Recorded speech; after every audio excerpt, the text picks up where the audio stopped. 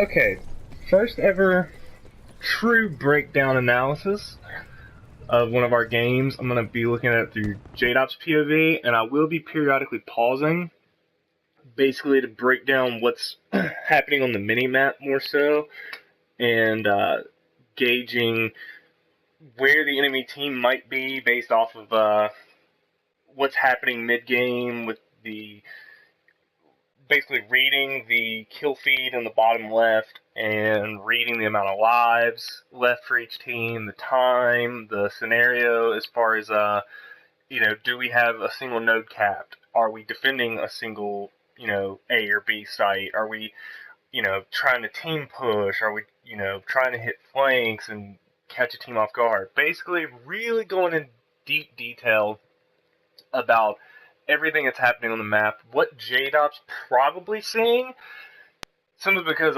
this is my first time seeing it through his eyes and seeing the game, how it played out, through his POV.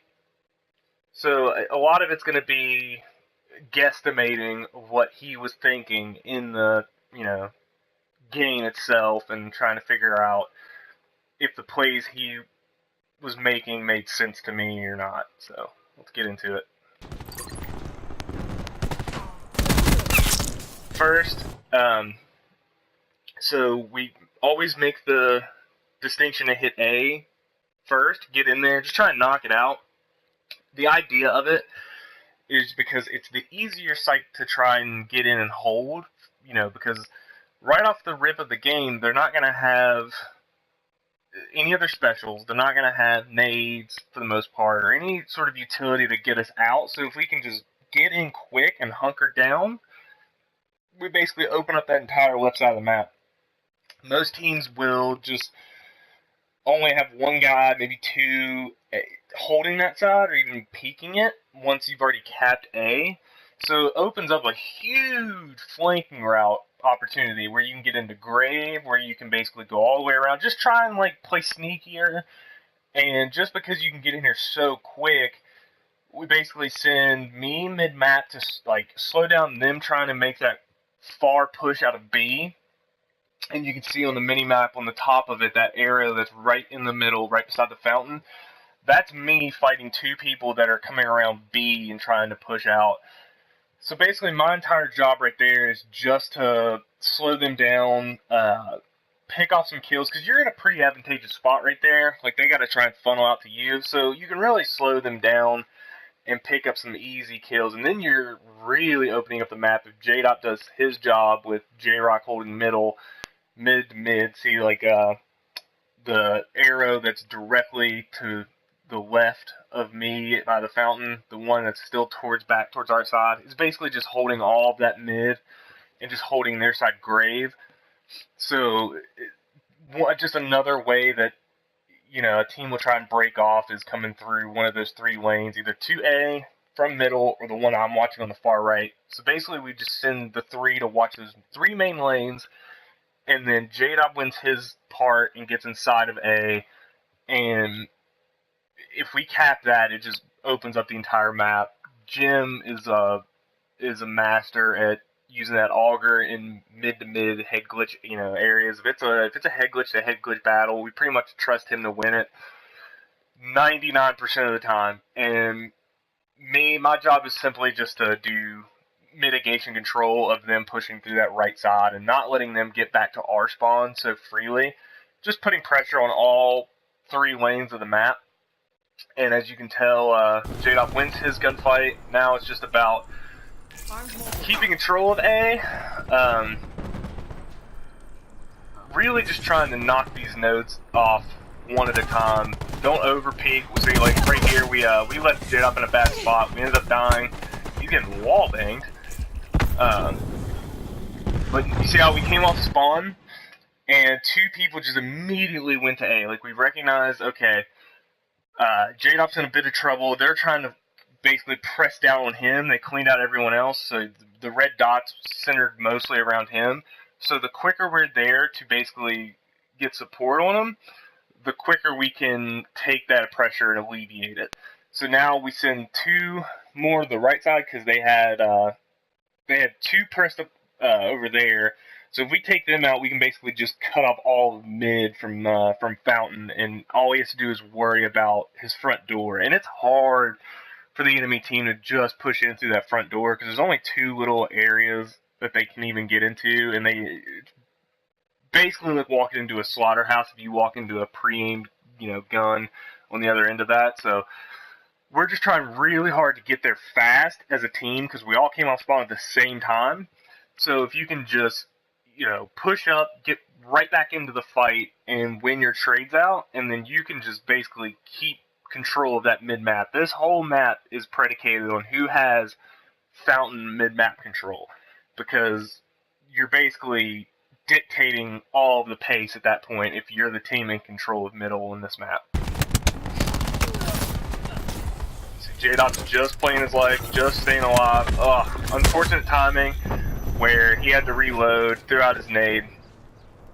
But it's still not the end of the world. We're up 3 lives. We're still putting a lot of pressure on A. And now you get a chance to see it from someone else's POV that's outside of the site, because now it's J-Dop's turn to basically alleviate that mid-map pressure. You basically only want to, the people inside of A, you basically only want them to have to worry about those 2 little glass doors / windows from their front side. If they have to worry about the hole in the wall, it can get kind of hectic just because it's such a small area. And if they can get in real quick, you're talking about people that can just slide in pre-fire corner. And if they're doing it from 2 different angles, it's way harder to make progress on that A site whenever you have to worry about your mid cut. So J-Dop is now seeing the red dots on Fountain. There's 2 of them. He's recognizing that pressure. He's going to likely go in from here, hit that right side of the Fountain, try and get a 2-piece or something, but we'll see how he plays it. I mean, there's not a wrong way to play it. He could jump on the Fountain, but his main goal right now is basically to take those 2 red dots that are by the Fountain and make our arrows that are inside of A that are now 2 of the 3. One's coming into A. 2 of them are peeking out through that mid door because that's who they're focused on. His job is to kill those guys or get their attention to where somebody else can kill them. And those guys that are inside of A don't have to watch that anymore. They can just focus on the quick, push from the other team when they spawn up through the front door of A and not have 2 hard gunfights, and we can cap that. And then we can really start making progress towards their side of the map.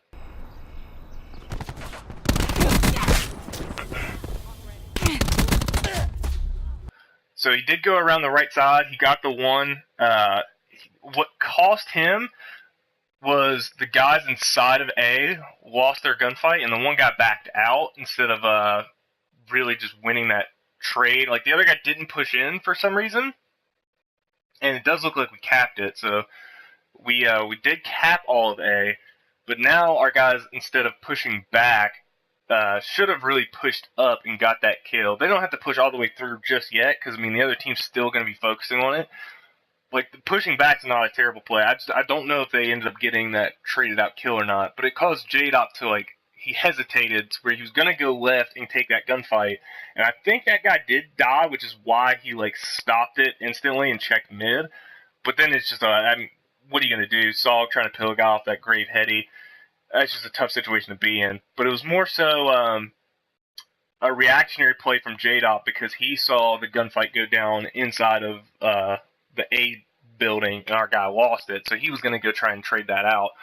So it was more so the fault of the other 2. I don't know who those are over there at A, but they really should have done a better job of getting inside of that with the teammate that was there that fell. That way J-Dop didn't even have any confusion on his mini-map of what happened, and he wouldn't have ran straight through mid to peek that and get caught out in sort of a no man's land type scenario.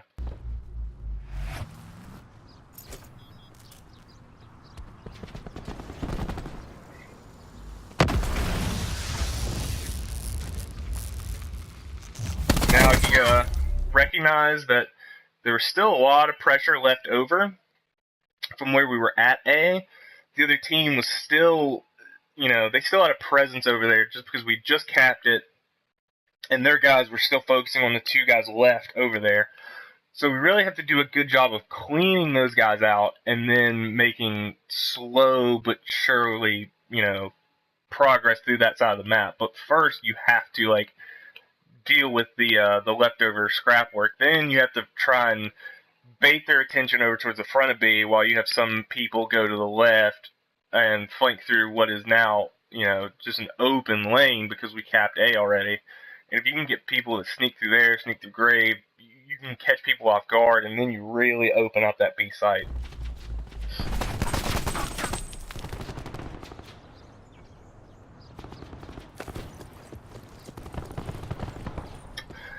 And just due to the length of this video, I'll probably break it down into sections. I'll probably do one video is just offense on this one, and then I'll do a defensive side, because it's less so about breaking down just all of this game in general, but more so breaking down how a game plays out based on whether you're on offense or defense. It doesn't have to flow. Not every game's going to flow the way that this game flows, but you can get a general sense of it. So, watching the whole game is going to be a lengthy process, but watching how someone maneuvers through offense and defense, you can basically just pick apart their brain and what they were seeing, and you can apply it to your own game, apply it to future games, and pretty much all maps in general are 3 lanes.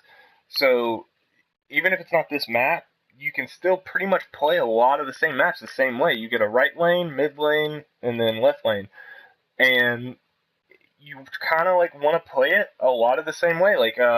Go for the site that's easier to hit, easier to get to, and easier to hold off the break, and then use that as a new flanking route lane. Because a lot of teams will neglect to hold that anymore because there's no objective at it. You've already capped the objective. So a lot of teams will get lackadaisical and forget that that's an important lane on the map to hold, and you can use that as a new flanking route. So even though, you're playing a map on, say, jungle, and it's not this map at all, it's still a 3-lane map. You can still basically treat it the exact same way, where you have mid, you have the right side lane that leads up to the B control, and then you have the far left side lane that leads up to A. If you cap B first on that map, you can basically use all of that as now a flanking route, because they're not going to get a notification when you're going through there anymore like they would if you were capping B. But see, if you go through that, you can get all the way back to their spawn. A lot of people they won't even pay attention to that side of the map anymore because all of their focus is on the node that you haven't capped. So that's basically all we're doing right now is just trying to open this side of the map up. This team, I will give them credit. They actually played for that, and they were a team that actually sent a lot of support over to that side of the map. Just being really hyper aware. I think a lot of it was so that infinite finesse guy on the other team, he just camps. So I think a lot of it happened to be his playstyle was more so one where he just wanted to play sneaky and just play for his KD. Because I played a game with him later in the night, and that's just how he played. Even if a team didn't have to push aside, he would just stay there and just sort of hang out. He just sort of lingers around trying to pick up stragglers or whatever. And it's just annoying. He's not winning gunfights in a way that you would really be impressed with his overall skill. He's just racking up kills based off of catching people, not seeing him, playing corners, stuff like that. Which, it works against us because we're more aware than the average player of trying to hit those sneaky plays. And so, yeah, in a sense it works. But if we were a team that really just wanted to 5-hit out the front of B and just flood it with numbers, he would have been essentially out of the play completely, not there to help his teammates or anything. And we would have rendered him basically useless on the map, and he would just be watching a ghost lane, a lane that's not being used by either side, because he wasn't pushing up to flank us. So it's not like he was doing anything to really put pressure on our side of the map. It was more so he was just playing back towards their side of the map and trying to catch us doing what I said we were going to do, which is play sneaky through that lane. So we should have probably done a better job recognizing. We did later on recognize that's how he was going to play, and we basically played around that, and we realized, okay, there's always going to be one guy just playing sneaky on that lane. Flush him out first, and then we can make progress through that side of the map. And we ended up really, really dominating the last round of this game, where it was an offensive round for us. And we did just that. We found him out, snipped him out, killed him, and then just went to town on their side.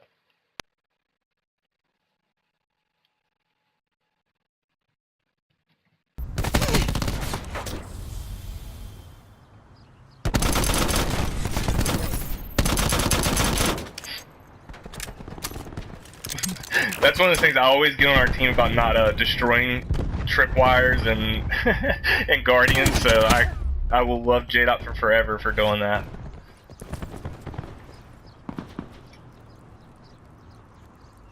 Nine to 10 life count, or basically I'm just telling them, like, hey, whatever you have to do, just play sneaky. Like, do not get caught out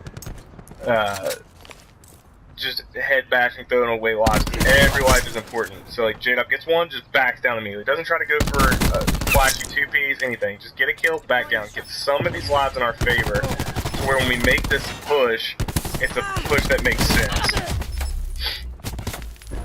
But inevitably, we did lose out on this trading battle. But I mean, it happens. I mean, it's a close round, and we made micro mistakes at the end that cost us the round. Regardless, I mean, that's how it's going to go. Like, you're going to have filling out processes for each and every single round that you play. And this one, we lost the round, but we gained a lot of information on how they were going to play from here on out. And we ended up applying that to the future rounds. And that's really the heart of it. And we had a guy, this guy, I think he was at 0-14 at one point with 0 damage. So, I mean, what are you going to do? We had people that literally just did nothing on the map.